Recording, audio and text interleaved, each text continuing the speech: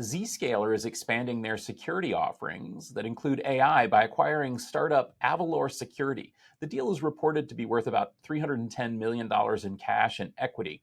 Avalor's main offering acts as a source of truth for security assets. The goal is to use Avalor Data Fabric for security to augment their zero trust platform with integrations that Avalor provides out of the box. Tom, you're very familiar with the security market generally and Zscaler specifically. What do you make of this? So I think this is a great pickup by Zscaler because what they're effectively doing is they're creating a source of truth to run all of their AI off of. We know AI requires data. We've known that for a very long time, but we also know that the quality of that data matters significantly. If you start running your LLM against a flawed data set, what you're going to get back is flawed results and flawed suggestions.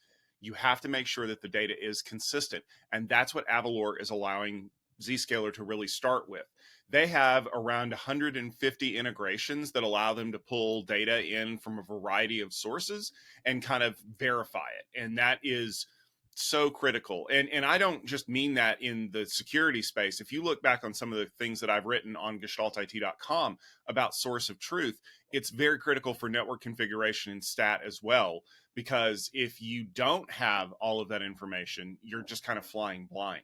So what Zscaler is saying is we can run AI and machine learning models against all of this data and come up with a great way to create zero trust boundaries that allow your people to effectively do their jobs, but also to kind of, dynamically adjust on the fly to address new threats and stuff like that. All we need is good quality data. Well, for $310 million, I think that Avalor is a huge bargain, for lack of a better term, because the amount of data that they can collect and can centralize and then allow Zscaler to really kind of add those AI functionalities into some of their packages and licensing models, they're going to make this money back in a heartbeat, really. And being able to do this dynamically in real time, according to the press release from Zscaler, is really going to help out folks as well, because one of the things that we've seen over the last, couple of years is the way that these threats can dynamically change and escalate in a matter of minutes.